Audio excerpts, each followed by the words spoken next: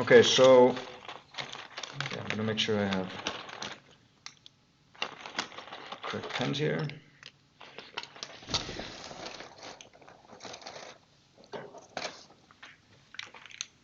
So today I'm going to look at kind of the final part of the geometrical transformations of vertices in the OpenGL pipeline. So we're going to look at clipping. I was on the fence kind of whether we should talk about lighting first, because we're going to be doing lighting in the programming session on Monday. But I thought I'd just take the programming session on Monday entirely in lighting. I'll just do a quick lecture at the beginning, like get our heads around what lighting is and how it works, and then go into actually implementing it in the shaders, making the shaders communicate, and kind of make lighting be our whole session on Monday, both lecture and lab. And just take this lecture to look at the clipping algorithms. I'm going to yet once again draw our OpenGL graphics pipeline here, just very quick.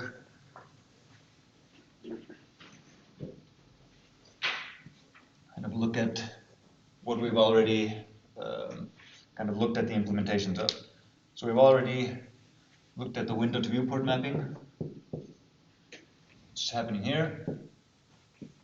We've looked at these geometric transformations that we implement in the vertex shader, which is we've set up the model matrix, the view matrix, the projection matrix, and know how I kind of go from local space to global space to I-coordinates, and finally to these two-dimensional continuous coordinates, which are set kind of within a specific window that happen in the projection, where we go from our 3D model and we project it onto a two-dimensional screen.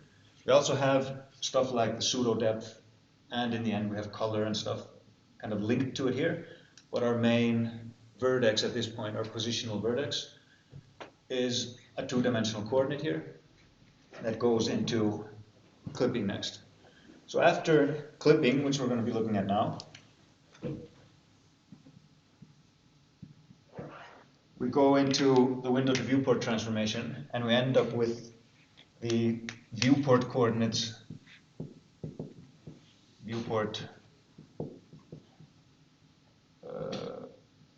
coordinates, or we can say actually screen coordinates. And at that point, we go into the rasterization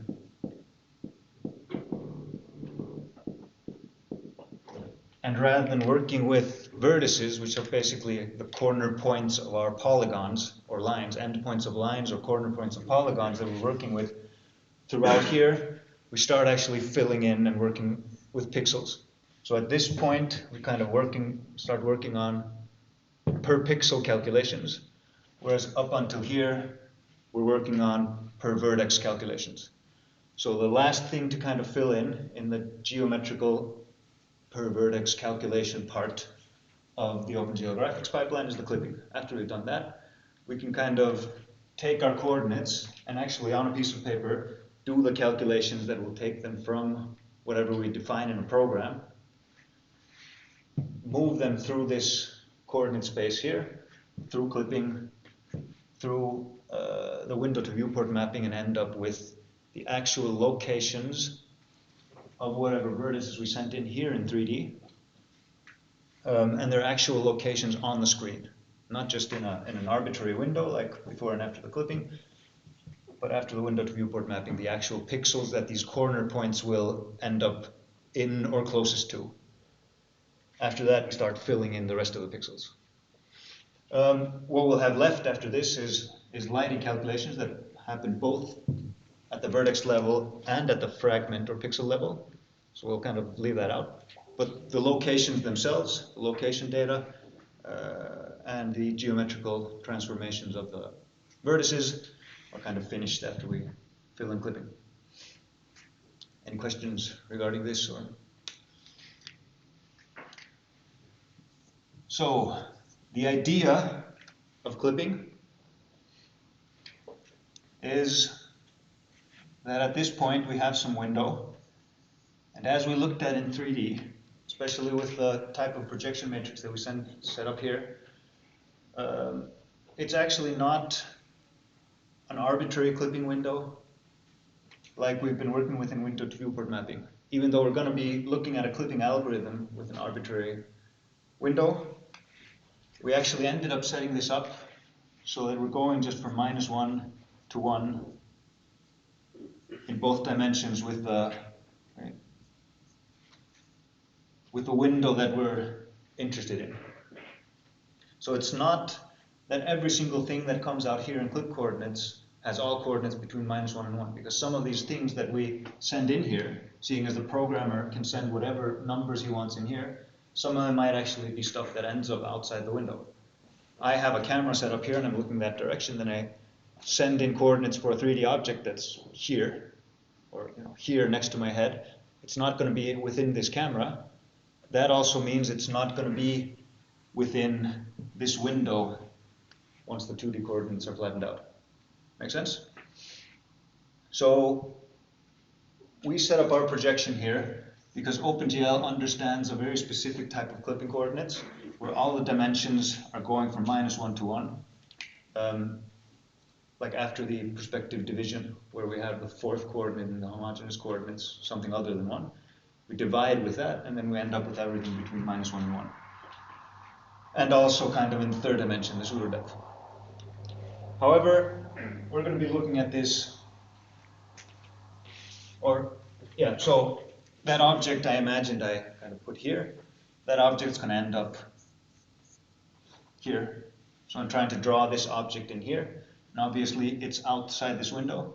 So what the clipping algorithm does with something like this is it simply throws it out and says, I'm not going to waste computing power on sending this any further through the pipeline, because at this point I know it won't be on screen. You can clip it away. An object or a polygon that is partially outside and partially inside, again, OpenGL will simply find, or the clipping algorithm will find new coordinates that are at the edge of the screen, making sure that the slope of kind of these lines between the points are the same as they were before, and then throw this away.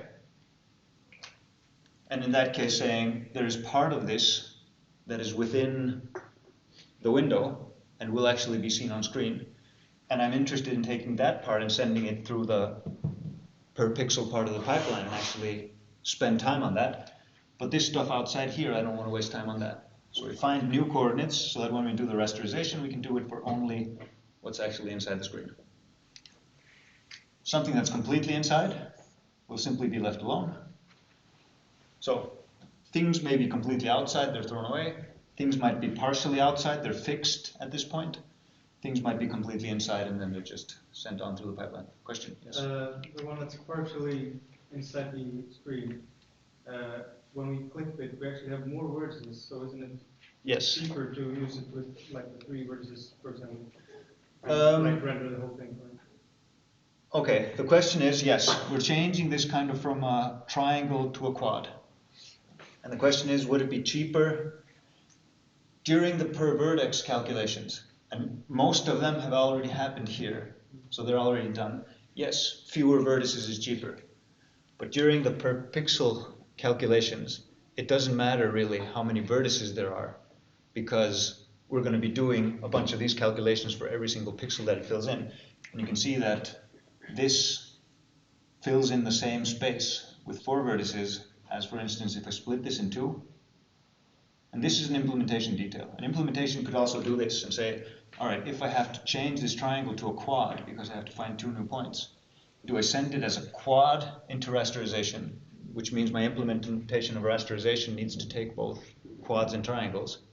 Or do I in fact split this into 2 triangles and just mark it here and say, okay, this isn't 1 triangle anymore, it's 2. And actually send these 2 triangles through the rest.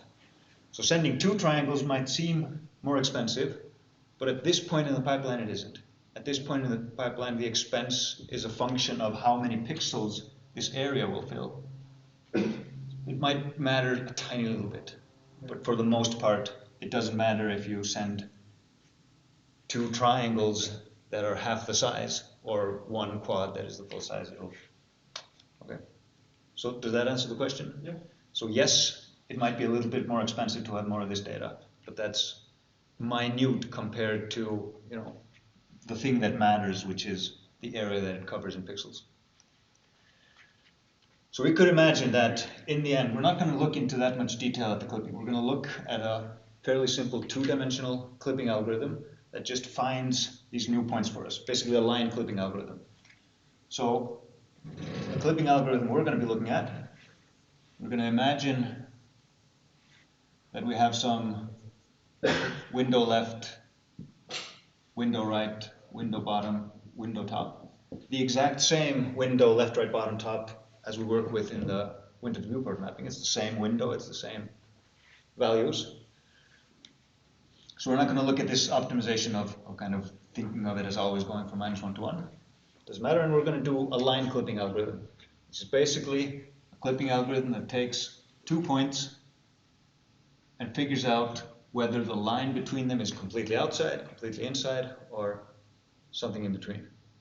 After you've implemented a line clipping algorithm like this, it's not so complicated to say, how can I make a triangle clipping algorithm from a line clipping algorithm?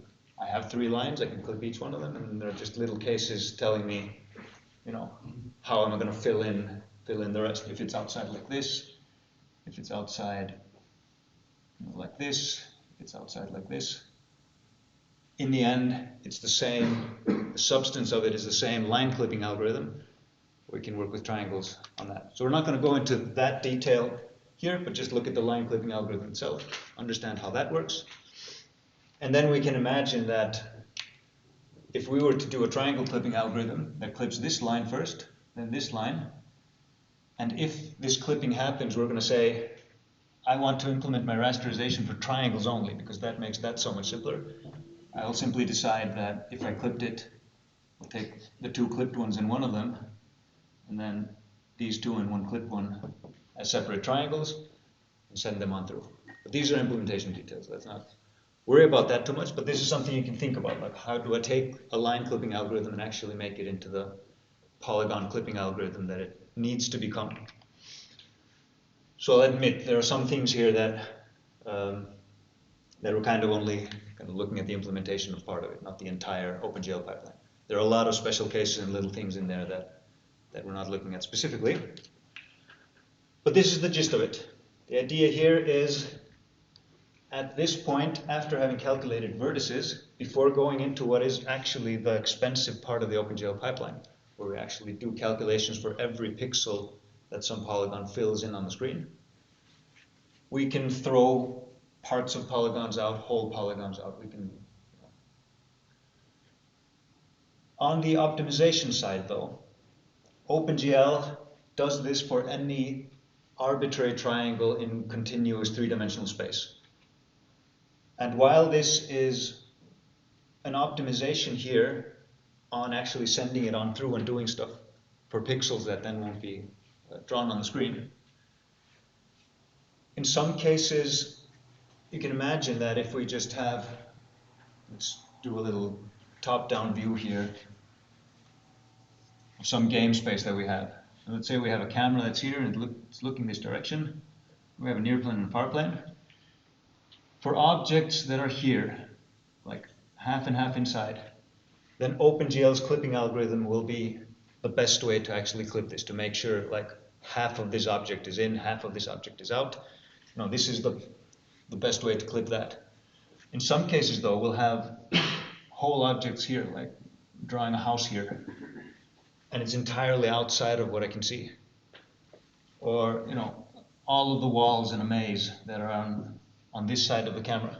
You can see that sending each of these polygons through, and for every kind of, on a polygon per polygon level, clipping them away in this method can be more expensive than what a programmer can do beforehand, which is they have certain knowledge about this space. They can say, my space is simpler than a completely arbitrary 3-dimensional space where any real numbers are allowed.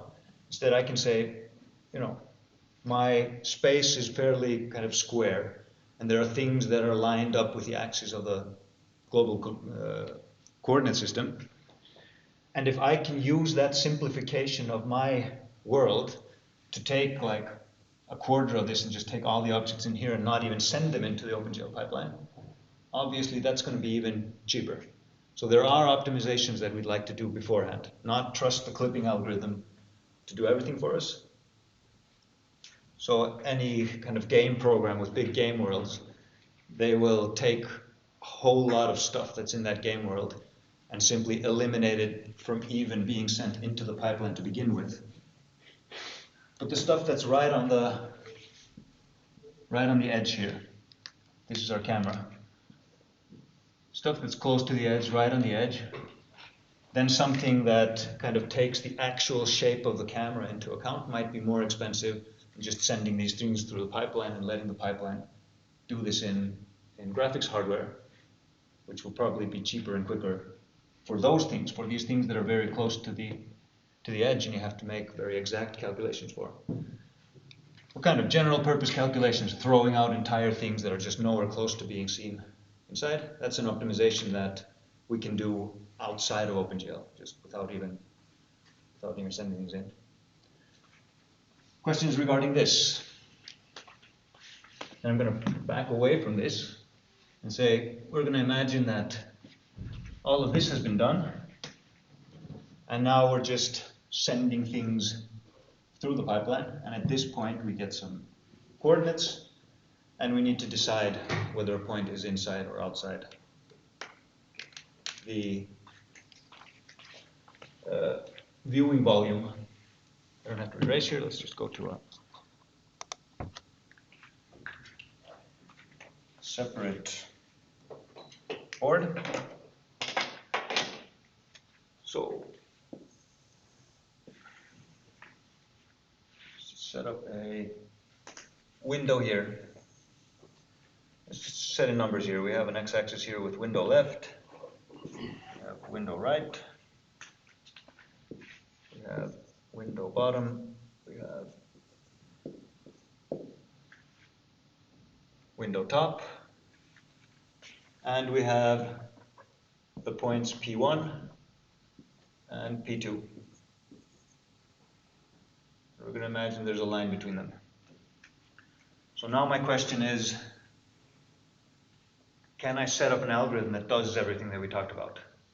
Like, if we don't go all the way into thinking all the calculations, what would be the first step of such an algorithm?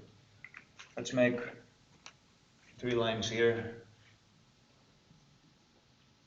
P1, P2.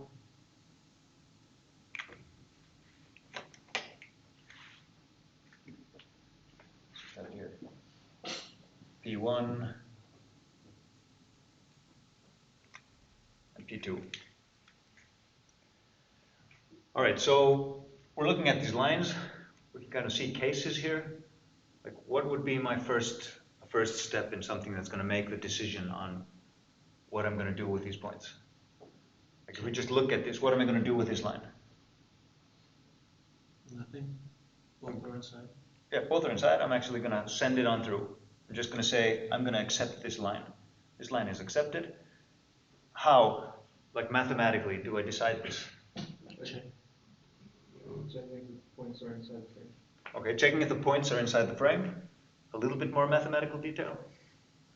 Well, they're between like bottom and top and left and right. Yeah, okay, so if the x coordinate is bigger than left and smaller than right, if the y coordinate is bigger than bottom and smaller than top, if that is true for both of these points, they're both inside, I accept this line. Great. This one here, what is wrong with P2 then? It's greater than right. Yeah, so its x coordinate is greater than right. That means I didn't get this accept here. That means I have to do something. Okay, let's look at what exactly that is I'm going to do. What about this one? Neither are inside the frame. Neither are inside the frame. So both are greater than x. Okay, so both are greater than x. That's actually an interesting point because I was going to say, what about this line? And this line. Okay, so you said both are outside. You said something in a little bit more detail though about that, not just both are outside. Both are greater than x. Yeah, so the x of both of them is greater than sorry, the viewport, no, the window right.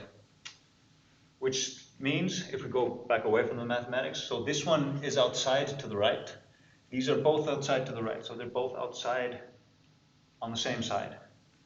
So we can see here we have one that's, both points are outside, but we still need to clip it. We still have a part of the line that's inside. So it's not enough for us to say both points are outside. We need to say both points are outside at the same side. Then we definitely just reject this. All right, so our criteria for accepting is both points are entirely inside. Our criteria for rejecting is both points are outside on the same side. It could actually be, I could make one that's here. So this one is outside on the right. This one is also outside on the right, but it's also outside on the top. That doesn't really matter. Both of them are outside on the right, and that's the thing that gives us a full reject.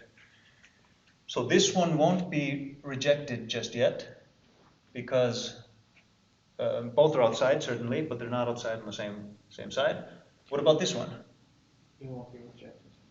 It won't be rejected. But we want it to be rejected because it is outside. Well, we want it to eventually be rejected. And we'll look at that later because we have an algorithm that has iterations in it. But at this point, this one is outside at the top, this one is outside to the left, and that means it won't get a reject at this point. It'll have to go through part of the algorithm before we get that actual reject. So what do we want the algorithm to do to this one? We want to find this point here, and we want that to be our new P2, right? So that's what our algorithm should do. And then this here isn't part of our line anymore. So this isn't our P2 anymore. This is our new P2. If we look at this algorithm as something with iterations, we can imagine in the first iteration, we get, okay, one point is outside, we have to do something more. We find this new point. In the next iteration of the algorithm, both points are inside, we get the accept. So basically every single iteration of the algorithm needs to start with this check. Are both points inside? Yay, I accept it. Are both points outside at the same side? I reject it. Else, basically if none of this is applied, then we truly need to do something. In this case, we clipped here. Let's go back to these ones. I have a few more cases here that we can look at. If we, for instance, have this case here, P1, P2, let's look at that first. There's just one outside, so we don't get the accept, we don't get the reject. Where is it going to clip? Where's the algorithm going to clip it? On the far right. Do we want it to clip here? It might actually clip here. And as we'll see, what controls which one will be clipped first is simply in which order we have the if statements in our algorithm. And if we really, really want to make sure we always clip on the correct side, basically our if statements, our Boolean sentences that comprise our if statements will have to be more complex to the point where they're just as expensive as doing a clip anyway. So in the end, we're going to just, our algorithm will be basically if outside left, else if outside right, else if outside top, else if outside bottom. And we can shuffle this around and it won't ruin our algorithm. We can have this in any order we want. But in the end, in this case, it'll check, is it outside on the left? No. Is it outside on the right? Yes, it'll clip here. This point here, however, it'll check, is it outside on the left? No. Is it outside on the right? Yes. If it's outside on the right, it'll clip here. And this will be our new P2. P1 here. So our new P2 will still be outside, but only outside on the bottom. So our algorithm will, in this case, do another iteration and have to clip again here. All right, so we're just graphically kind of looking at the idea of this algorithm. Well, it'll be clearer once we actually look at the calculations themselves.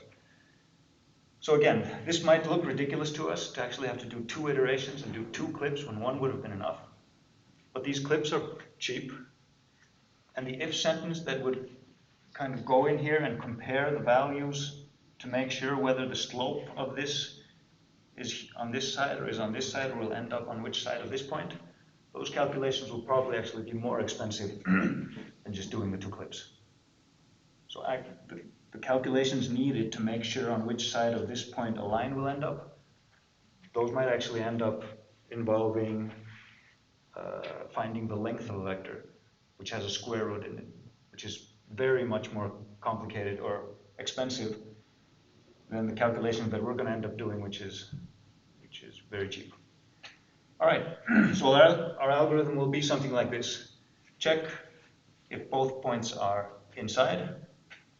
I keep it. If one of the points is outside, then I do a clip, but then I have to iterate again. In this case, P2 is still outside to the bottom, but now it's not outside to the left. So when I go into this, if out left, no, right, sorry, if out right, then I'll go over this.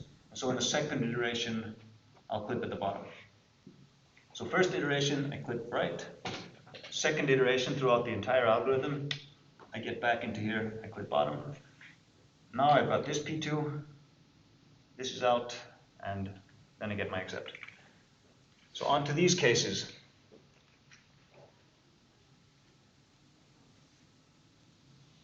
So let's look at this case in particular, because that's the case where looking at the image, we know we don't want to clip, we just want to throw it out. Can you see what's going to happen? Like based on what we looked at here, how this just clips in an arbitrary place, and it even clips sometimes outside. Because when it clips, it just views the right side as an endless vertical line. So if we think of it the same way here, we just say, okay, the top is just an endless horizontal line, and the left side is just an endless vertical line. So we clip on the left first. Okay, so if we do it in this order, if this is what we decided on, yes, we clip on the left first, which will clip it where? Here? No. We clip against the left side. Okay. So yeah, okay, not the spot that's further to the left. It would clip against the left side first. It could have been the other way around. It doesn't matter. If the order of the if sentence would have been different, fine. So we clip along the left side. Now this is our new P1. This is our old P2. Now what happened to this? If we go through the iteration again. Both are outside. Now both are outside. They were both outside earlier, but this one was over, this one was to the left. Yeah. Now they're both outside over the top. So then we can have things like, here and here. You can see one is above, the other is below. That's not the same side. In the end, we'll have to clip. Something like this. Again, first iteration, we'll find out, okay, they're both outside. We could clip either one of them, but our iteration is going to have these else's in it. And I can actually explain later why that's important. So first iteration, we'll end up clipping here. So we have a new P2 here.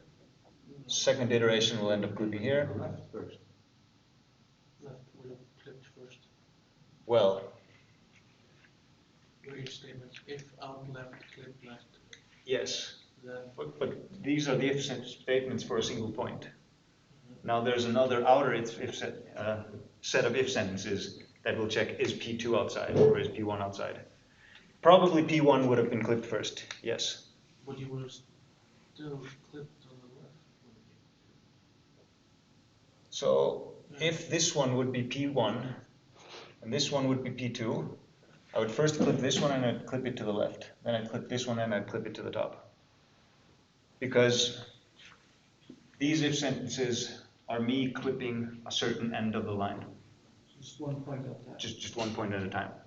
Let's look at the algorithm better, I guess. But before we actually go into the mechanics of the algorithm, let's kind of set up the formula that we're going to use to do the actual clipping.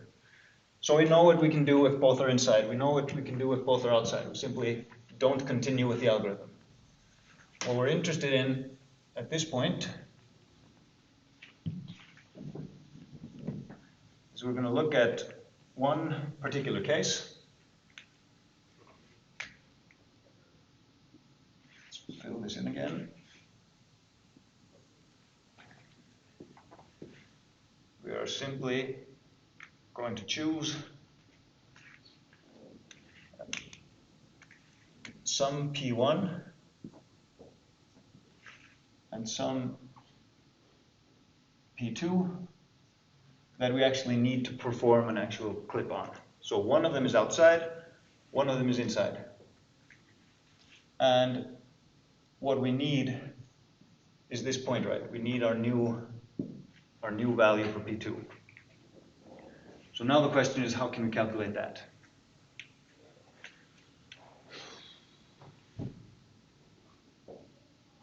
So we have ways of calculating intersections between lines and stuff like that, P-hit, T-hit.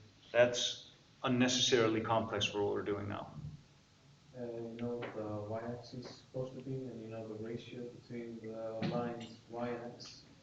Okay, so I know ratios between the lines y and x. So the entire line here, I have some length here that I can say this is the difference between the y values of the points. And I'm going to call that delta y, or we can call it del y like this, because that would be what we put in a program. So delta y here, I have this length here, right, like so. I can call that delta x, or del x.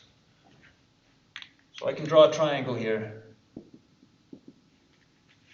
which has a 90-degree corner here, and it has sides that are of the length delta x and delta y. Do I know something else? You know the height Of the smaller triangle. Okay, so we're looking at a smaller triangle here. So I have another triangle here that's smaller, and yes, I certainly do know its height here. What is it? The difference between window height and window top and P1. Okay, so this is window top minus P1 dot y. And then the question is, what is this?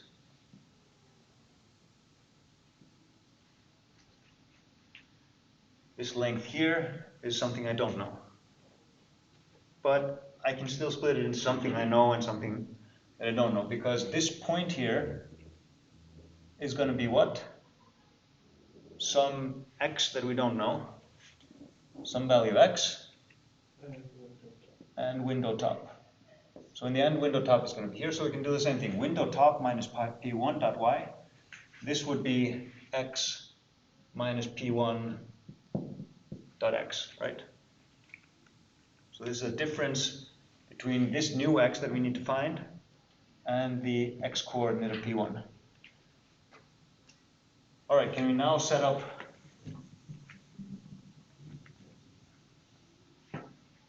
kind of a nice, let's just do it here at the bottom of the table, use that space. Can I set up a nice equation now that I can then solve for x, and then I've just got a formula for x? Delta y divided by delta x is equal to... Okay, delta y divided by delta x is equal to... window top minus P1 of y divided by y. x. Yeah, x minus P1 x. Okay, we can set up this ratio this way. We could have skipped these, we could turn it around, we could do whatever we want with it. All right, so this ratio though will in the end give us x, let's just say x minus P1 dot x equals window top minus P1 dot y times what?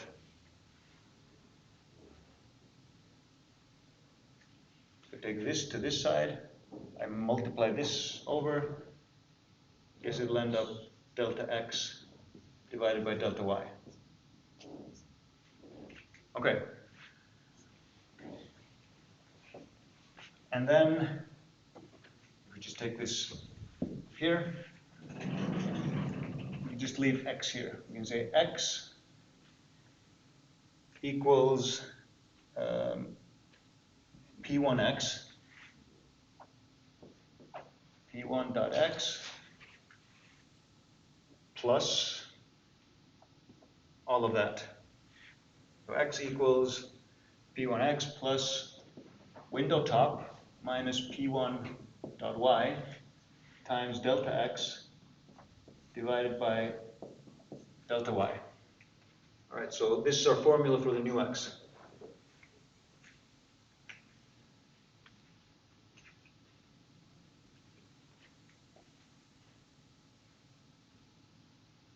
Okay.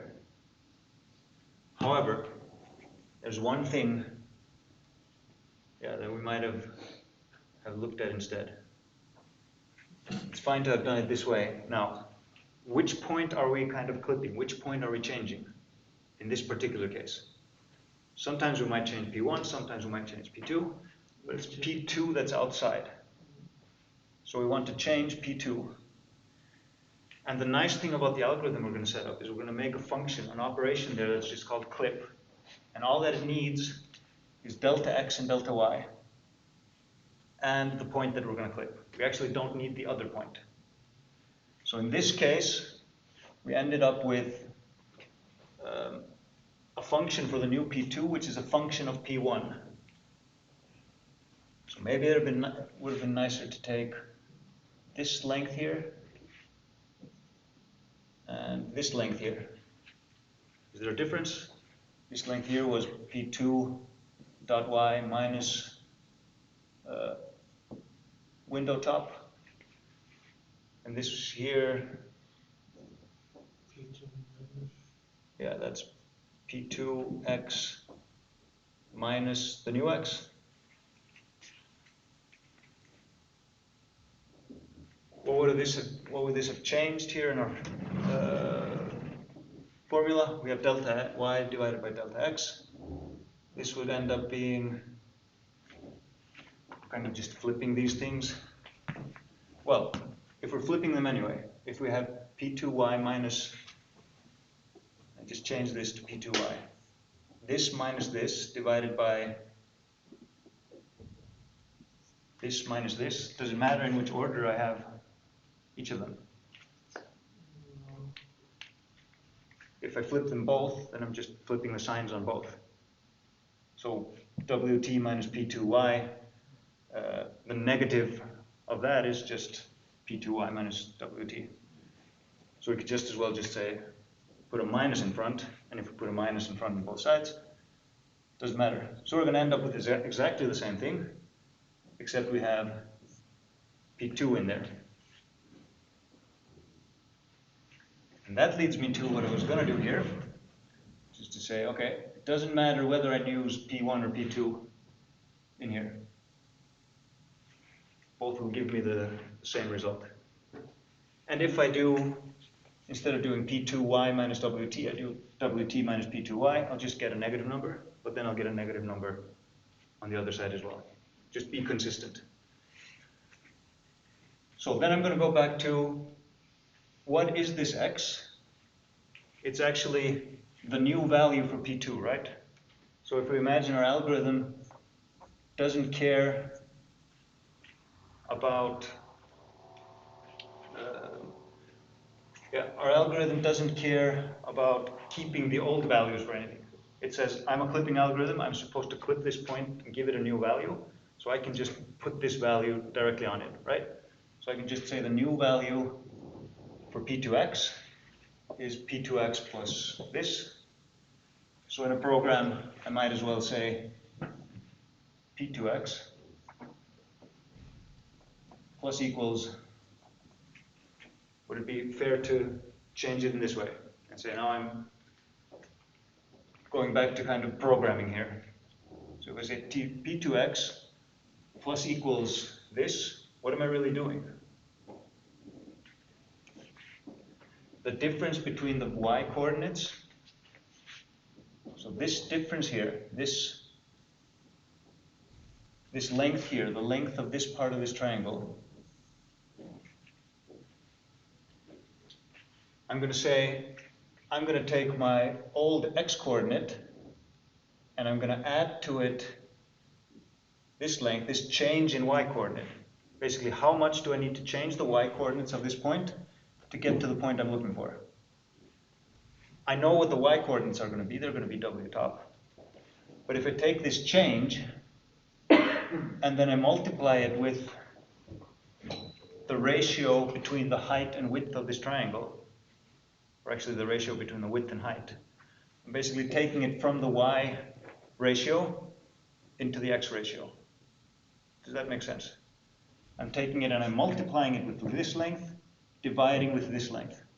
So I'm saying if I know how much I have to move in y to get to the point I need, I can move that same distance in x, except I multiply it with the width to height ratio in order to get basically this movement here. So this is basically how much we need to change the x coordinates in order for them to line up with the point there. So this is basically the slope. This is the slope of the line. If we do it del y divided by del x, then it's just the slope kind of with the dimension split. Anyway, let's not go too deeply into that, but I'm closing in on this algorithm here. So if we say what needs to be done to this point, once I know that P2 is outside to the top, P1 is inside, I can say P2x plus equals this. Then I say P2y, what? Just equals window top. What would have happened if I did this first? Yeah, we just get 0 here because nothing's going to happen. Fair enough. So we always have to do the calculation first, and then we can set P2y to window top, and then we've got new values for this. And then I can go even further and say, well, since I have P2 now as a function of the window, that is window top, and P2, I can do this with any point. It doesn't matter if I'm working with P2 or if I'm working with P1. It's P1 and P2 are just names. I can flip them and say this was P1, this is P2. So I'm just going to take that out and say Px, Py, Py here.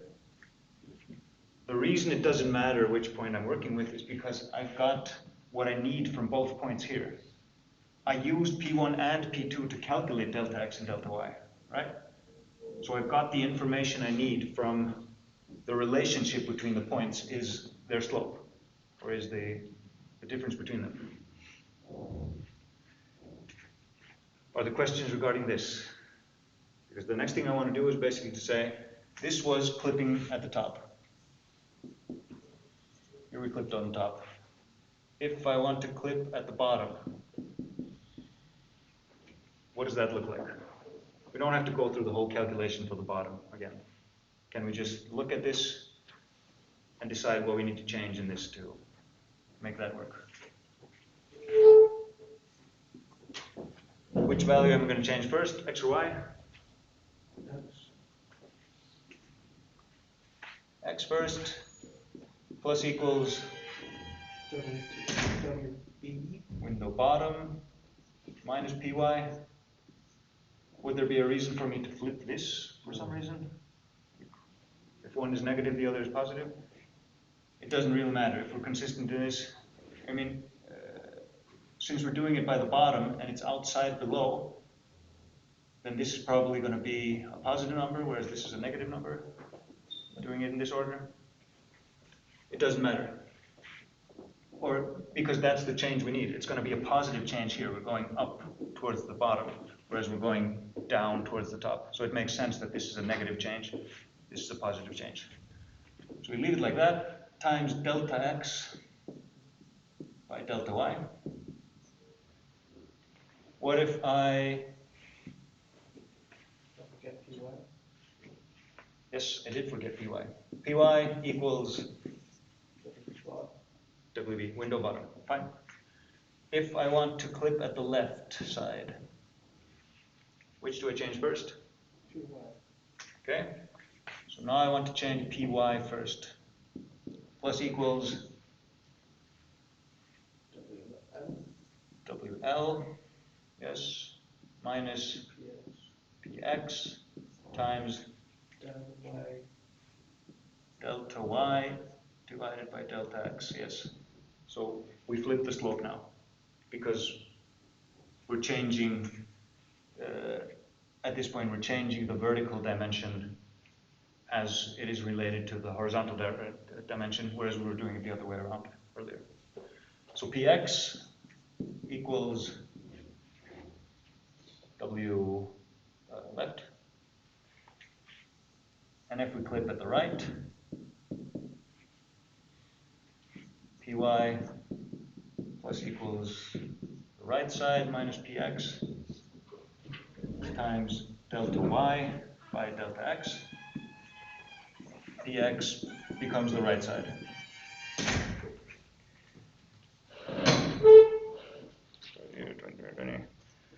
Should we take a short break now? Get some air, get some water. Come back in 5 to 7 minutes and we'll finish setting up the actual algorithm that uses these calculations, does them at exactly the correct times, and ends up with either a rejected line or an accepted line.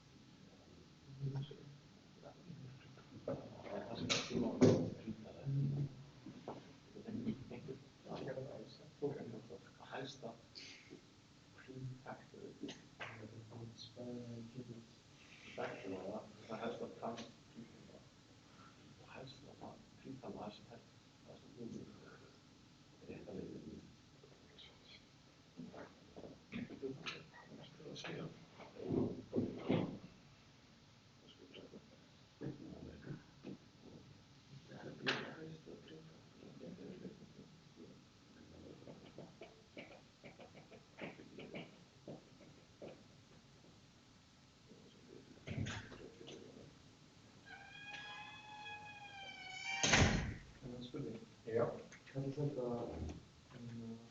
Cohen Sutherland. Já.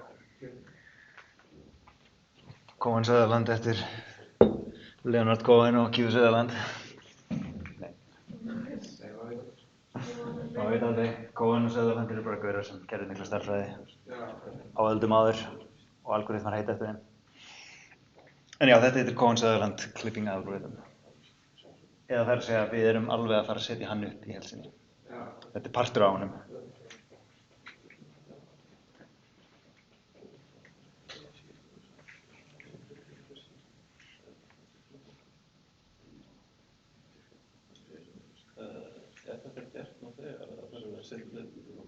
Þetta er gert. Þannig að flóknari útgáfa af þessu að mörgu leyti er í klipping í OpenGL. Nei, OpenGL séð bara klipping, það er ekki hluti af shaderum sem þú getur forritað henni sjálfur. Það sem þú þarft að gera er að ganga á skuggum að hnitin sem að koma út úr projection matrisunni á þér sé á rétti formati til þess að klippingið í OpenGL skilji þig.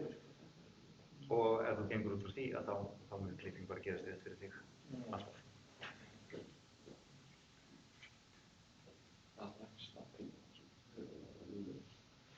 Þegar með svona animation sem hreyfist, þetta þá gert á hverju snittu í... Þetta bara gerist í hverjum einasta ramma. Í hverjum einasta ramma fyrir einhvern einasta marketing sem þú sendir í gegnum pípuna. Sem er ástæðan fyrir því að þú veist... Er það alveg að slæsa mikið frá processing? Að klippingið sé að það er rauninni...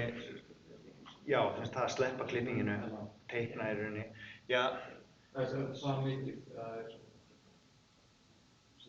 Frekar en að sleppa því þá.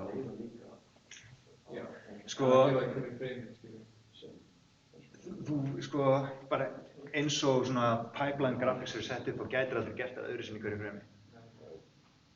Sko, hitt sem kannski kemur inn í er að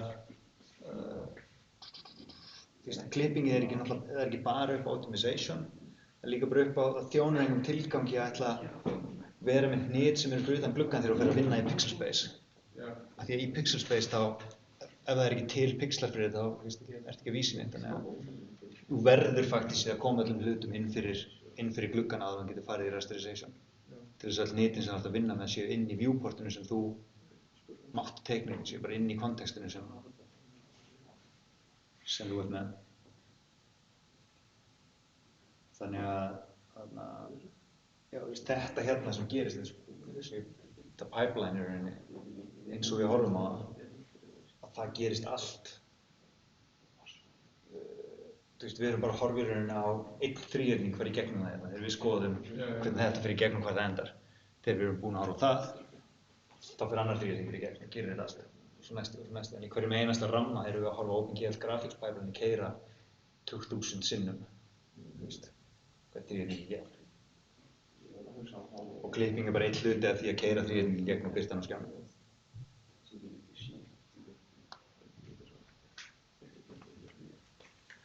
Hörðu, hvernig tíminn ég bara að fara að smelli yfir á næstu töflu og halda áfram að tala.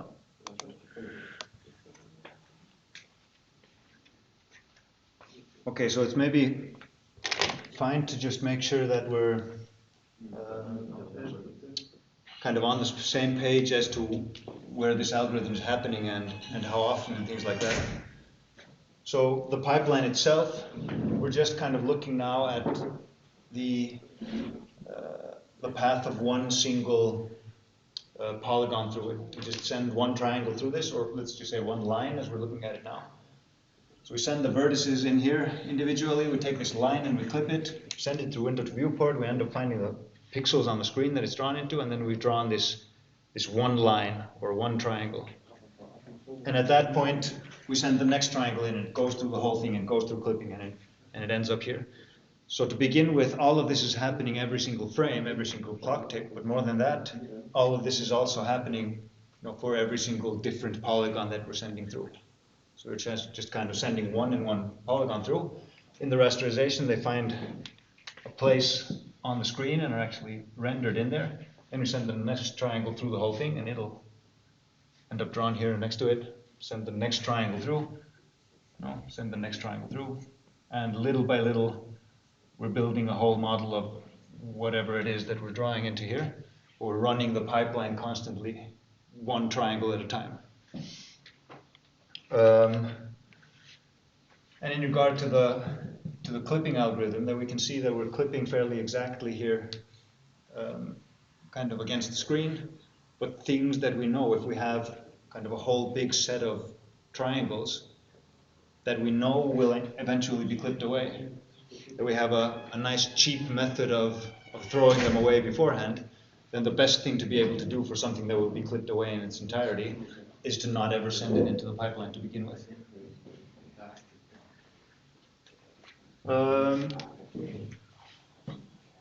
All right. So I was kind of going to go back to this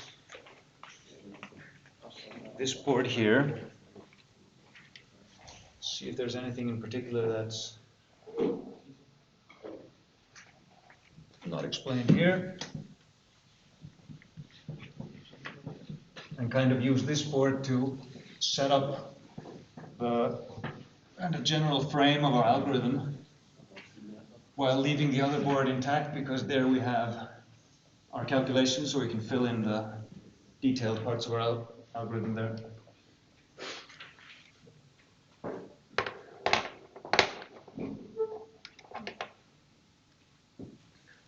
Okay, so what we're going to be looking at now is the Cohen-Sutherland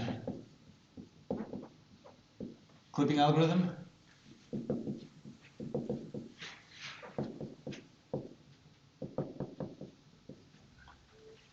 Named after some dudes that worked a lot in graphics early on the last century, whose names were something Cohen and something Sutherland. I'm sorry, I don't know their names. They've written literature on computer graphics as well. Cohen-Sutherland clipping algorithm, which is a two-dimensional line clipping algorithm. We're just going to look at that to understand how this works, and then we can kind of imagine how this would relate to the actual clipping algorithms that happen in OpenGL. Yes, another question that I got earlier was,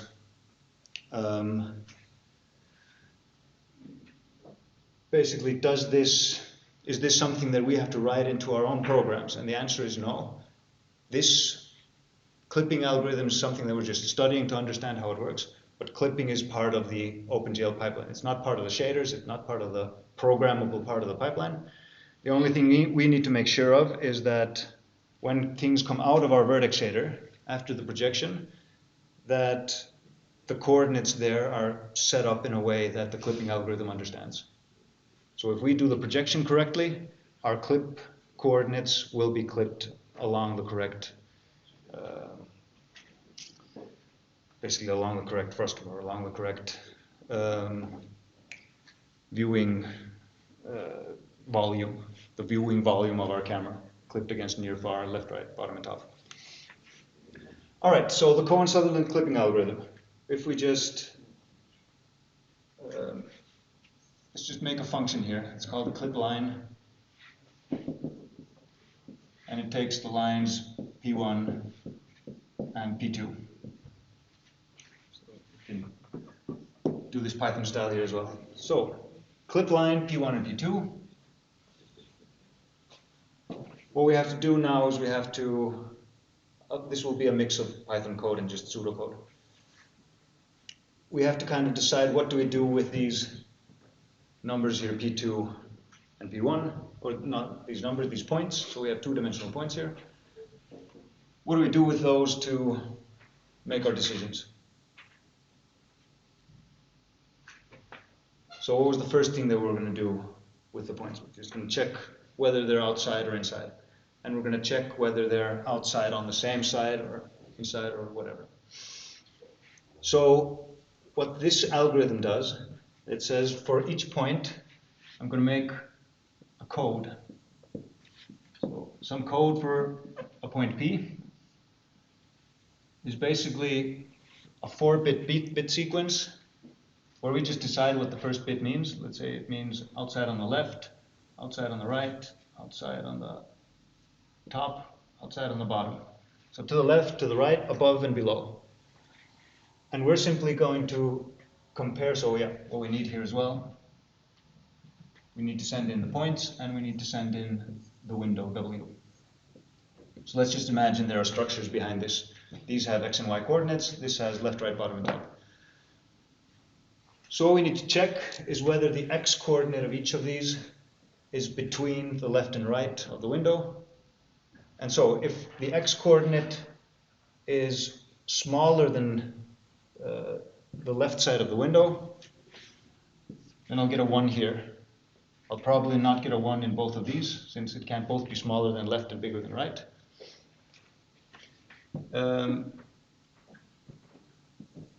So if it's y coordinate, the y coordinate of the point P is bigger than the top of the window, then I'll get a 1 here, otherwise a 0. Okay, so I have codes for both of these points. So if I say, I can just draw a sample image here. Let's say we have P1 here, and we have P2 here. In this case, our code for P1 would be this. Our code for P2 would be, it's not to the left, it is to the right, it is above, it's not below. So we basically have a bit sequence here that can tell us, where we mark whether the point is outside and on which side it is outside. So if we're going to say here, we make, I'm going to specifically write the code for this. So pseudocode here, make codes C1 and C2 for the points P1 and P2. And say in this particular case, we have the codes C1, C2. And I'm going to, it's a little bit lower. Okay, so make codes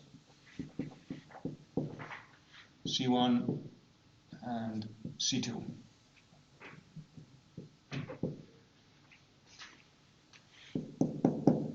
What do we do after that? Like, how can we use these codes to either accept a line or reject a line? Should we just start with that? Can we accept the line or can we reject the line? So what should the values of these be if I want to be able to accept the line? It's like 0. Just entirely 0. So I can say here, if C1 equals C2, which equals 0, I would just return true. I think that's a return true, and we're going to call that, I'm going to use Python commenting here. We're going to call that a trivial accept. So at this point in the algorithm, they're both inside, we have a trivial accept. How can these codes tell me whether I can do a trivial reject?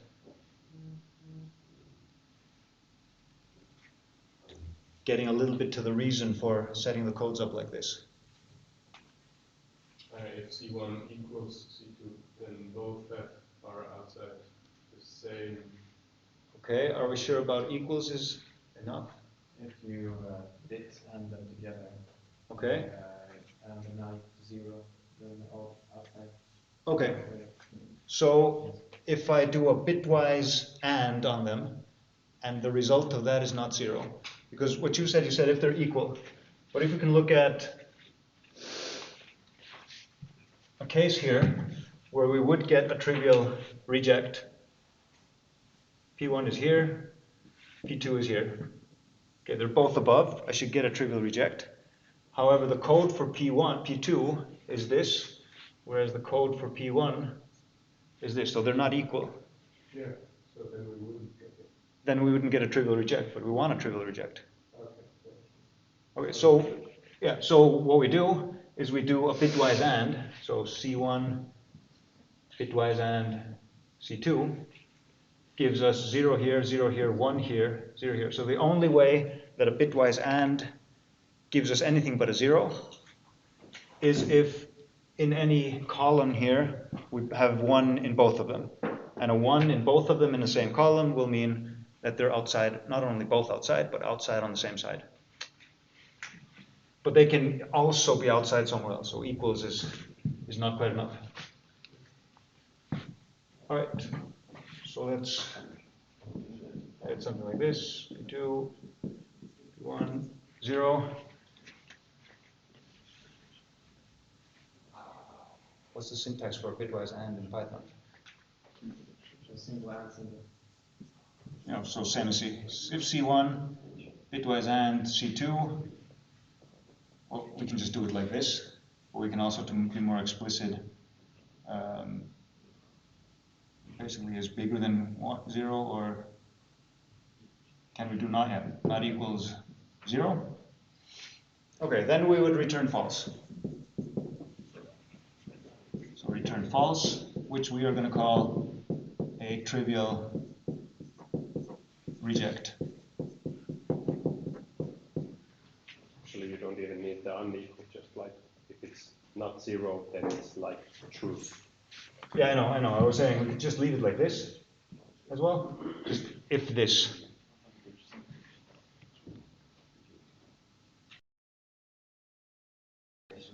If it's not 0. Same thing though. All right.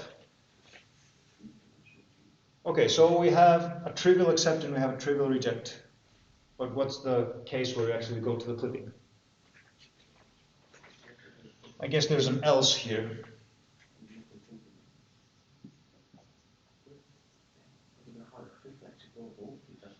Okay, and this, yeah, okay. So what we're going to put into this else first. Now let's imagine that what we did earlier is basically on the other board, and we're going to look at that again. It was almost to the point where we could just say it's a function that clips a point given a delta x and a delta y. Not quite though. So let's imagine we have that function, and that function is called clip point. And it takes a point, and it takes a delta x and a delta y. So let's just imagine we have that. We can send a point in there and a code. So we need a point and the code for the point, because if we just look a little bit at what we have on the other side, we basically have like an if sentence. If we send, oh, we can just as well just dig in here. Let's take this image here out for a while.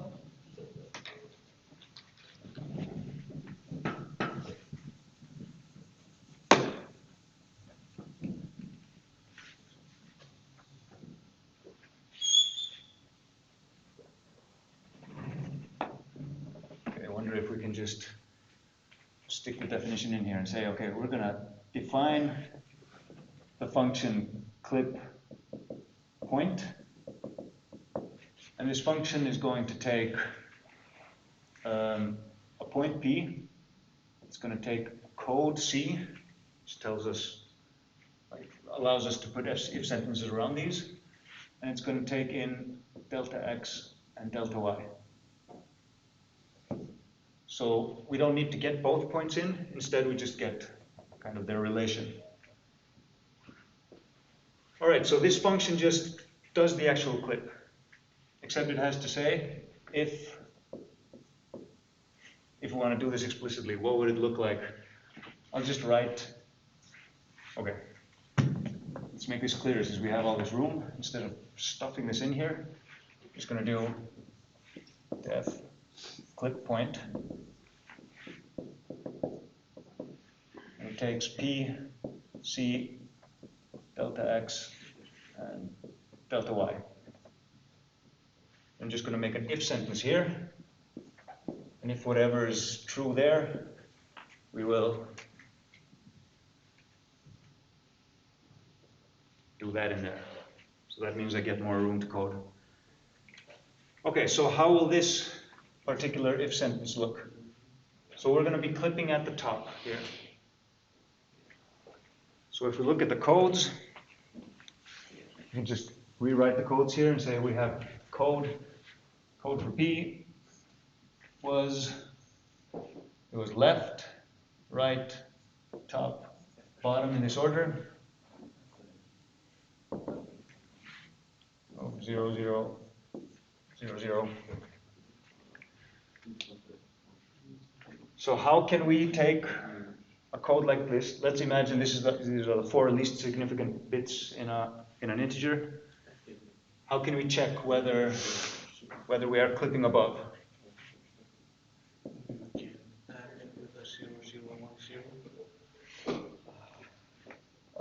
So if the code C and that would be 0010, which would be something like 0x2, I guess.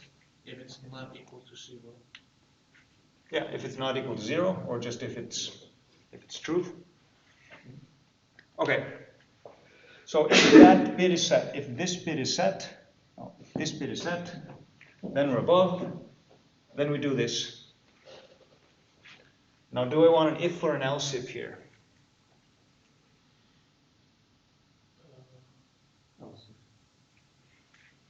That is the correct answer, but we'll look at why we want it and what happens if we just do an if. Okay, so now we're going to be looking at if it's below, that would be ANDed with 1, means it's below. In that case, we do this. Else, if we ANDed with, what was this again? This was left. That would be 0, 2, 4, 8. 8. I'm not entirely sure that this syntax is allowed in Python. I haven't implemented this in Python. This is to the left. I'm pretty sure you don't actually have to do the 0 axis. Yeah, no, I can just do it with the integer 8. That's right. You don't have to do the 0 axis in C++ either, but at least for me, I've often felt that when you're working with kind of bits, either binary data directly or hex data, that just putting the numbers up as hex reminds you that you're thinking of this as bit sequences and not as integer numbers. But sorry, you had a... If it isn't 0x, then it's C.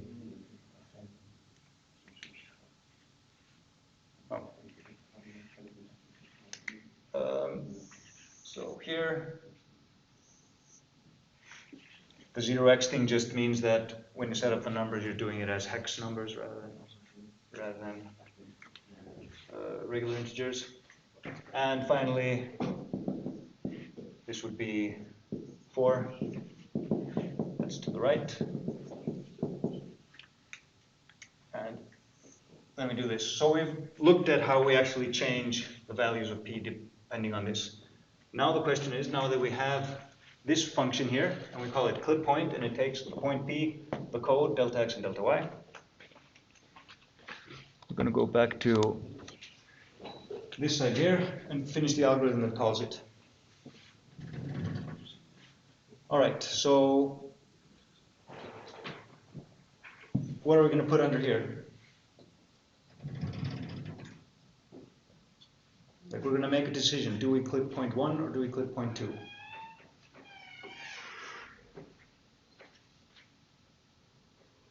It doesn't matter which one you start with. Well, first one and then the other. Okay, so it doesn't matter which one you start with, but it can matter whether you try to force a clip on both in the same iteration. So if basically C1 doesn't equal 0, that means P1 is outside. If that happens, then we call clip point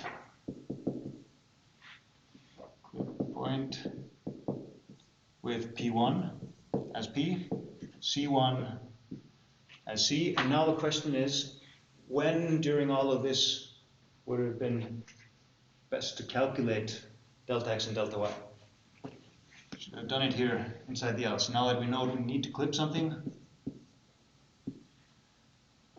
we're going to do delta x equals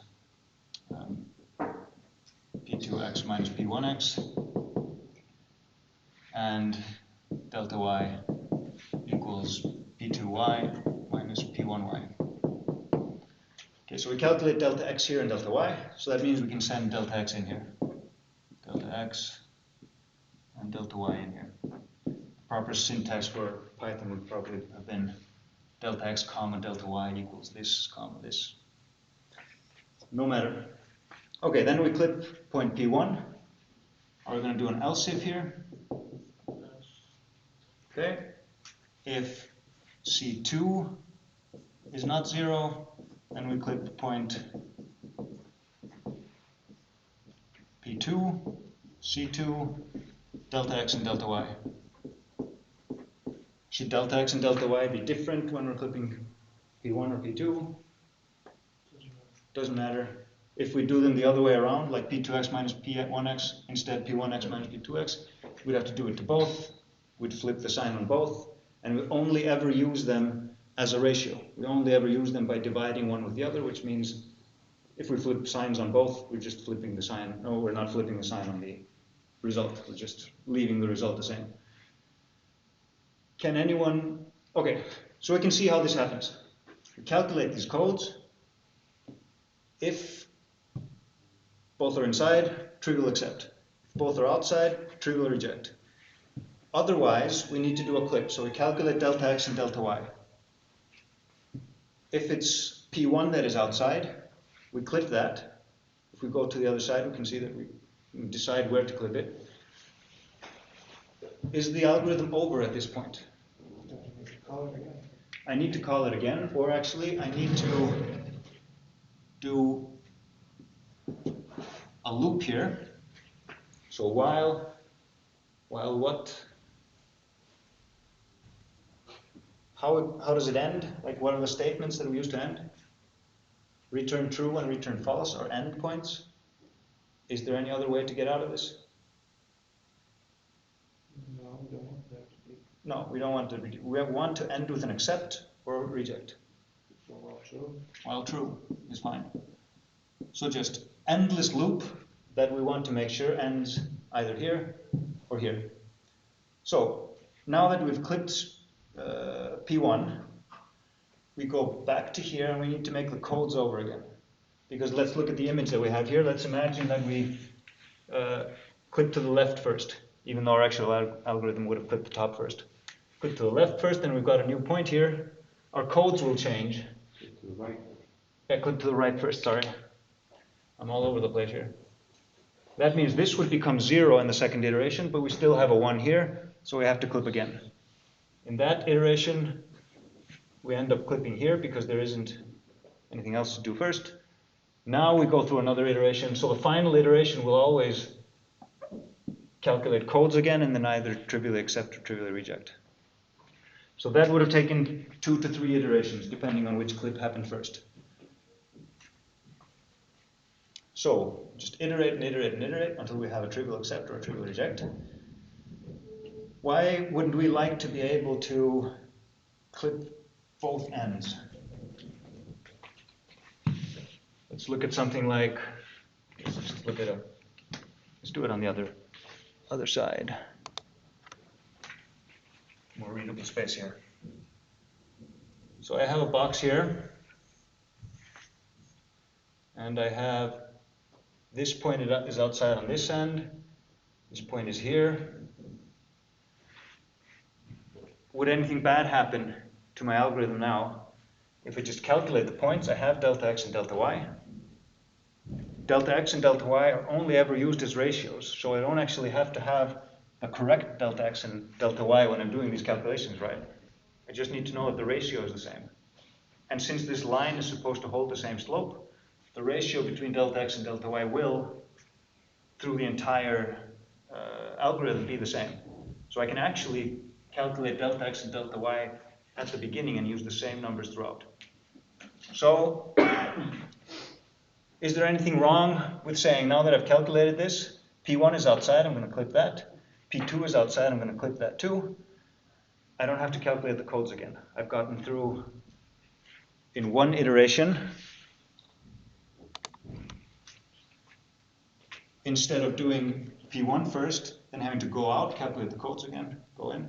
Can anyone give me an example that is an actual reason for having to have this an else if and not just an if? When it doesn't actually cross the window, or both of them are. So both of them are outside. But they cannot be trivially rejected. So one is below. Yeah. Okay. So one is below but not to the left. One is to the left but not below. So they're not trivially rejected because they're not outside on the same side. What will happen if we clip them? So this one is below. So this is the one that will be clipped here, right? This one will be clipped here. If we have the else if, let's say this one is P1, this one is P2. Then we'll go into another iteration. We'll have P1 here, we'll have P2 here. They're both outside to the left and we get a trivial reject. If we don't have the else if, P1 will go here, P2 will go here. We'll go into another iteration. Now P2 is below but not to the left. P1 is to the left but not below. We do another iteration. We clip both. This one becomes P1. This one becomes P2. We do another iteration. So on and so forth. So the else if is necessary for this reason. Otherwise we end up with an endless loop. All right, so we need the else if. Oh, did I not have it on the correct slide? No, on the correct whiteboard. I don't know if I'm going to do the whole thing again, but the idea, one's outside, one's below. If we clip it once here, this one will be clipped to the bottom, meaning that they both end to the left. If we do it in one clip, P1 will be clipped to here, P2 to here. Now P1 is below but not to the left, P2 is to the left but not below. We do another clip on both ends, P1 will go here, P2 will go here. Next iteration, P1 will go here, P2 will go here. Have an endless loop. All right, so that's the reason for not having just the if here. We need to have the else if. Just clip one point every iteration. Now the question is there any reason to have these else ifs here? And that I'm clipping a single point.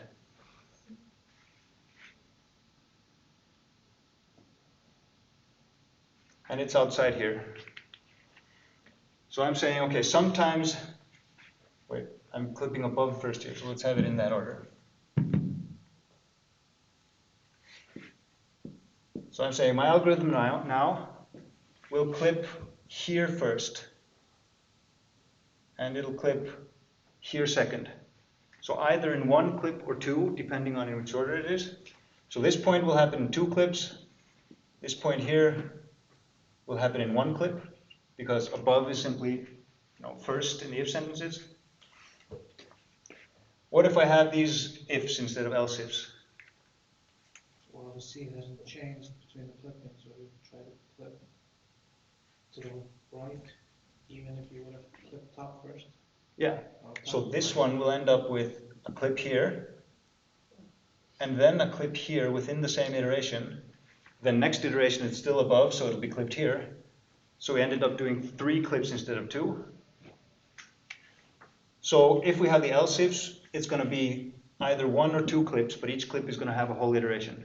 The other case, it's going to be either 1 clip or 3, but it's going to be either 1 or 2 iterations.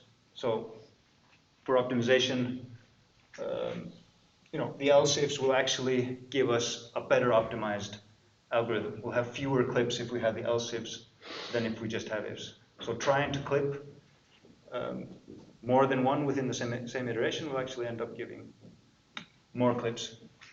I seem to remember, if anyone can find a case where it actually ends up with the wrong result, not just less optimized result, definitely let me know. I thought of a case once, I've forgotten what it was. I'm not going to try to think of it live here. Okay, so we have else ifs between this. So there's always just one clip to one side on one point each iteration. after we do a full iteration, we go all the way up here. Delta x and delta y, if we calculate it here, that might not be great, because then we're calculating it even if we don't need it for trivial accepts and trivial rejects. Or actually, not if we calculate it here, if we calculate it before we even do the while true. But there's one thing we could do, is that the first time we come in here, we calculate it. After that, we just check if we already have them. And if we have them, we just use the same values. Because delta x and delta y are only ever used as ratios. So the ratio is always the same, even though a point is clipped. So delta x and delta y themselves are a little bit shorter. No, the ratio is still the same, so we can use that. We could also calculate the ratio between delta x and delta y right away. And then when we're here, we can say delta x by delta y, then we use just that one number. We don't need to divide again. If we have delta y by delta x, we just do 1 by that ratio. So there's a possibility of doing optimizations within this by not calculating delta x and delta y too often, and actually calculating the ratio right away, and then just doing the inverse of the ratio throughout. Doesn't matter much at this point. Are there questions regarding the algorithm itself? I think we've more or less set that up correctly. One part, I think, don't we have to change C? And you're gonna click on, I believe, because we. Okay. The question is, should we change C? Like when we clip this, should we say we've now clipped by the top and actually change C? Yeah. If we wanted to take the else ifs out, we might do something like that and say, okay, I've clipped above, so now I'm gonna recalculate C, and then I can continue and do the ifs. You probably shouldn't have to recalculate. You just flip the corresponding bits. If I just flip the corresponding bit, then I might have something like this. This one, no, let's do it the other way. Like so. This one has the bits 0, 1, 1, 0. I clip it above first, so if I just flip the corresponding bit and change this to 0, I have the wrong code, because it is not outside to the right anymore. So I'd have to recalculate it. And that brings me to the fact that I don't have to recalculate it in here, because part of the main loop of the algorithm is that when we return to the start here, we make the codes at the beginning of this. So we've already said there are reasons that we can't do more than one clip or more than one anything within an iteration. So the thing is, as soon as we basically finish a clip, we go out of this operation, we go out of this, and we just go directly to the start of this again. And that's where we recalculate them. So the recalculation is there, it's just here. Basically, as soon as we do one clip, we don't go into any other else from then on, and we just pop directly to the start of the algorithm again. That's where we recalculate them. That's where we check again for trivial accept and trivial reject. If we don't have those, we clip again. But only one clip happens. As soon as that clip has happened, boom, we fall directly back into the start of the algorithm, recalculate the codes, and either get a trivial accept or trivial reject.